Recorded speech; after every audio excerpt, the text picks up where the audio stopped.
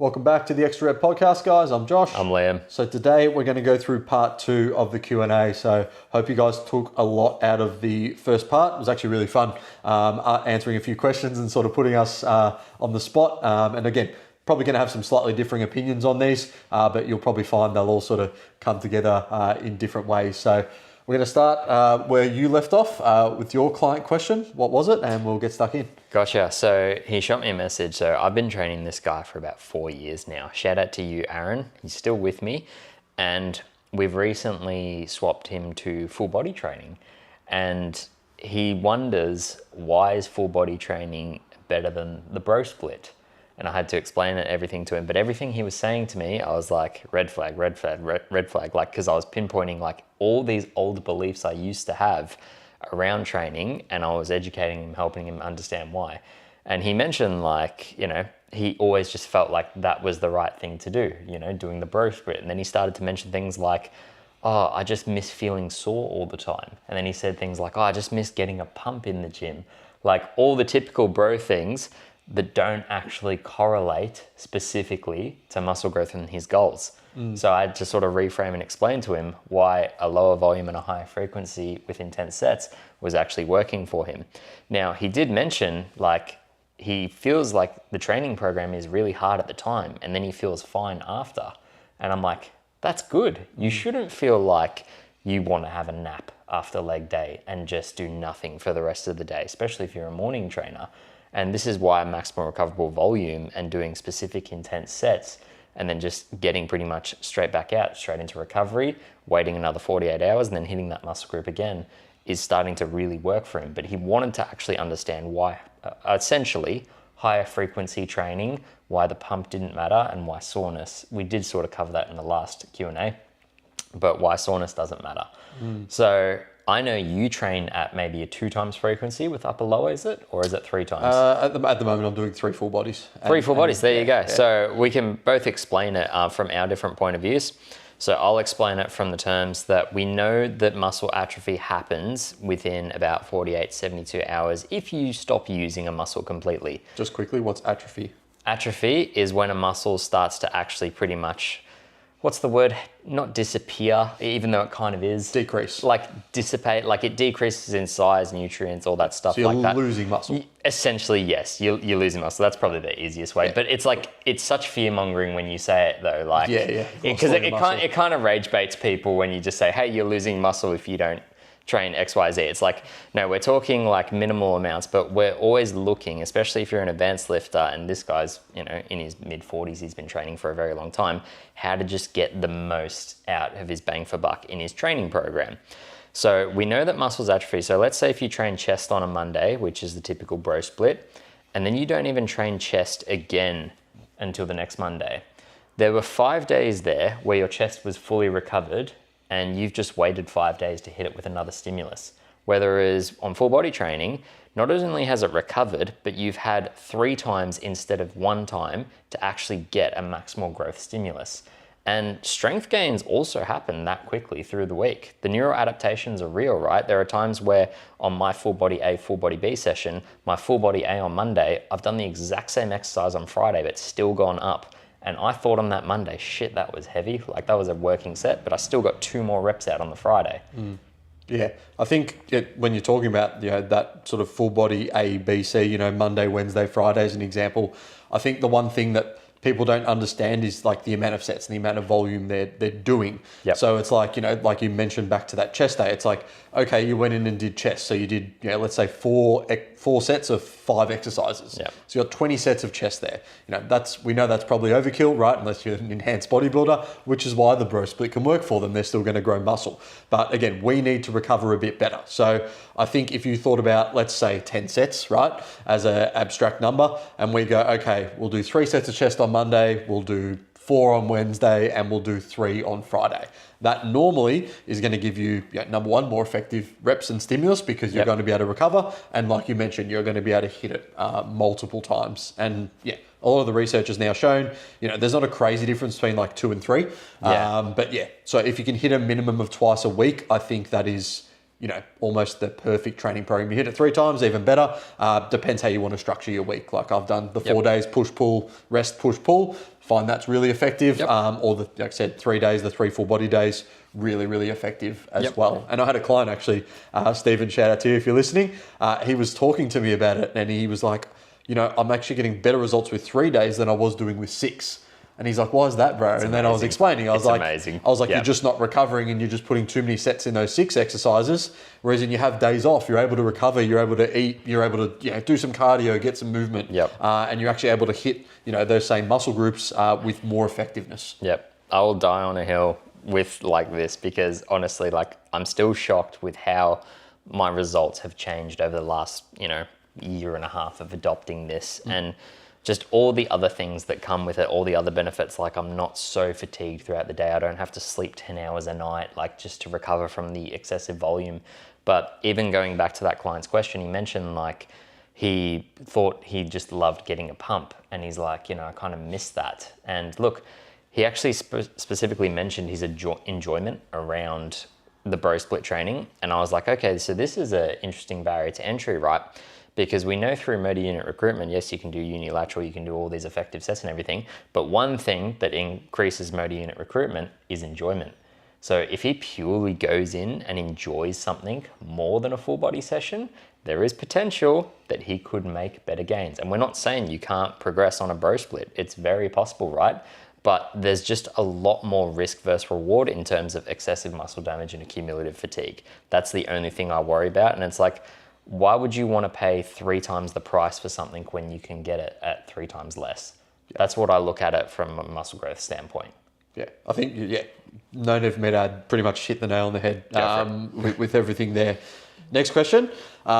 Someone's come up and they basically said, I'm a hard gainer. So when we're talking about hard gaining, they're just saying, in terms of nutrition, like I try and eat and I eat and I eat. Like let's just say, for example, in the example, the training is, adequate and we're getting an adequate stimulus, but they're still finding they're not putting on weight. They're looking a little bit better, but they're just not putting on the weight. What do you find happens there with the hard gainers? Well, I always go back to the training first and foremost because like someone needs to nail their training when it comes to muscle growth. Like you have to give your body the stimulus to actually do that. But, given that that's all taken care of, because, if you think you're a non-responder to training, shout out to you because you're not.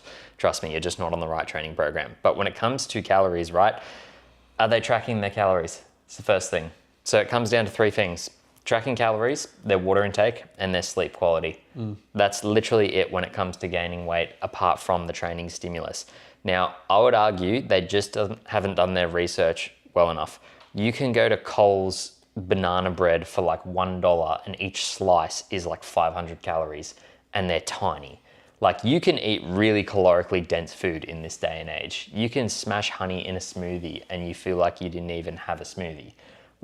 And honestly, I don't find there's much excuse for it. I feel like people just aren't paying attention to their caloric intake and then to their sleep, which, as we mentioned before in the previous Q&A, how it ties into, the precursor to growth hormone and insulin, which actually will help with muscle growth. Yeah, I'm going to go in a slightly different route in terms of like someone's NEAT and in terms of that. So basically what will normally happen with these people who are more hard gainers, again, everyone is slightly different, but like if they're increasing their calorie intake, as a result, a lot of these hard gainer type people will then start to move more. They'll fidget more. They'll do all these things. They will start to then burn more calories. So I think, again, it still goes back to your example of going like, okay, well, you still need to eat more. Completely correct. But someone who is, quote unquote, a hard gainer and has a harder time of doing that will be a lot more fidgety, will have more needs. So they may require, an extra 10%, an extra 20%, depending on that as well. And the same thing happens when you're talking about fat loss. It's like, okay, when our body's trying to preserve stuff, we'll start fidgeting less, we'll burn less calories. And that's the same thing of that, adaptive thermogenesis where people go, my metabolism's broken. It's like, it's probably not. It's probably you're just not moving around as much as you used to because you're not tracking your steps. And you've dieted, for 12 weeks now and you've gone to that halt of like needing to maneuver something, whether it's more steps, less calories, etc. So I think that is, for a lot of the hard gainer people, yes, training, of course, stimulus that flicks the switch. But I'd just say to people, just keep slowly upping the calories, add another 5% if you feel like your NEAT is changing, and you can check your steps and things as well. But I know I'm a semi-fidgety person, so when I am now increasing calories, I know straight away I just fidget more, I want to walk more, I can't sit fucking still, right? Whereas when I'm dieting, like, I get to those low levels of dieting, and geez, last thing I want to do is go for a walk, but I get myself out and shuffle my feet in those last few weeks to get the steps in, because again, otherwise, that calorie deficit probably won't be doing its job anymore. My hack is backloading the calories at the end of the night. So I make sure I have enough room for dessert. And then also, when you're tired at the end of the day, you've eaten a shit ton for dinner and then dessert on top of it, you don't really feel like going for a walk after. You feel like watching your Netflix show or whatever. So I find that works. And that also shifts you into a parasympathetic state and gets you ready for bed. Yeah.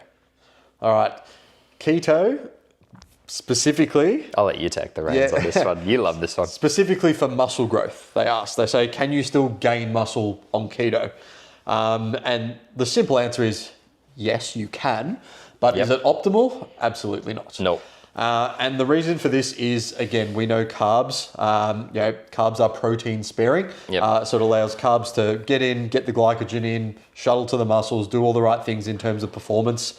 And of course, when we're talking keto and fat, of course, we need a certain amount of fats for, testosterone, hormonal health, etc. But if we're getting that sort of minimum level, then it is not impossible. Of course, you can still, of course, gain some muscle because you got enough protein there. You got enough protein synthesis turning over. But using fat as energy, for your training is just not going to be as useful, because again, fat's not protein sparing as well. So the chance of you potentially burning some more protein, or just being able to gain less muscle in general, is going to be a lot higher there. So again, it's not a bad thing. Again, keto for fat loss, I would say, could be really, really useful for someone who is metabolically unhealthy or inflexible. So it can be really useful. But again, the dose makes the poison. It depends on what you're looking to achieve at that given moment in time. And then the last thing I'll mention is with keto, especially, obviously it was keto for muscle gain, but it's like, how long can you really stick on keto for the rest of your life without like having a carb? So, it's one of those things where people will go, extreme end of the spectrum, then other extreme end, which is our next question, which you'll love, carnivore diet. So full disclosure, for fat loss. Full disclosure, I've done a carnivore diet, mainly for autoimmune stuff. I've had clients on a carnivore diet, but carnivore around fat loss, I've never prescribed. And why is that? The reason being is sustainability. And also it's too extreme, right? Like, even though someone feels really disciplined that they're only eating eggs and steak and they're full all the time, they get bored of it. It's as simple as that. Like, life happens. Someone wants to go out for brekkie and, they're just like, oh shit, what can I do? Okay, I just got to order plain eggs. People look at me funny. We got to go out. Okay, I got to order steak. The steak comes with potato and veg. Oh no, I can't have that. Can I just have the steak? Like, it's just not sustainable for a lot of people. People use it as a loophole to be like, I can eat, bacon, eggs, butter, fatty cuts of meat, ribeye. And then they also realize it's really fucking expensive, but it's just not sustainable. Now, short term, it can be absolutely amazing. For making someone metabolically healthy or reverse certain autoimmune conditions, it can literally take between 2 to 3 weeks, I've seen. And, it can heal people's skin irritation, gut issues, all that stuff. Some people do need to be on it longer term, 60 to 90 days, to completely reverse different things like IBD conditions or stomach ulcers, a few things like that. Like, sometimes for the right person, it's necessary. But if that's not you, you don't need to be on it for fat loss. Yeah. And I think that's interesting because, again, it's going to come down to that context. And that's why we said specifically for fat loss in this question, because it's so easy to be like, oh, do you like carnivore? It's like, oh, well, for what person in what situation? Exactly. And the same thing comes down to keto, right? Like carnivore, keto, you have a lot of people having, protein and then a lot of high fat foods. And like, I've seen just as many people who are trying to do that for fat loss and they're not losing any weight. And that's because, again, like, oils, avocados, high fat meats, like these all still have a lot of calories in them. Fats contain 9 calories per gram. add that with protein, you're talking 13 per gram. So it's one of those things where, just because you're on carnivore or you're on keto, that doesn't, take away the laws of thermodynamics, which is of course the calorie deficit, which we need for fat loss. And then obviously you've got, your steps you need, your activity, all that sort of thing as well. Like Liam mentioned, for specific conditions, specific reasons can be really useful, but just don't get married to these things, guys, and think that's your new identity. And this is the dietary approach I'm taking for the rest of my life, because at the end of the day, the pendulum always keeps swinging, one way or the other. There'll always be another diet fad. And it always just comes back down to, getting enough protein in, eating some fiber, eating some micronutrients, like doing the right things once you feel like you're at a metabolically healthy stage. Or just tracking your intake. Like, I find a lot of these diet fads, people use it as a free-for-all to eat a specific certain way, but still just not pay attention to the quantity of food that they're eating. Just track your calories. It is not hard. I know it's meticulous, but it just pays in dividends to actually understand nutritional knowledge. I'll give you an example today. I went out for lunch with our dad, and he got a southern fried chicken burger and came with chips, and he wanted to go halves with me. I said, no, I ordered 2 poached eggs on sourdough toast with butter on the side. And in my mind, I'm just looking at his meal with American cheese, mayo, deep fried chips, all this stuff. And I'm thinking in my head, I'm like, this is like 1,500 calories he's just devouring right in front of me. And I ordered something that's like 400. Yeah. Literally. And it's funny, like, again, if you got the calories, awesome. Like, we're not saying you can't have a burger every now and again. We know he doesn't.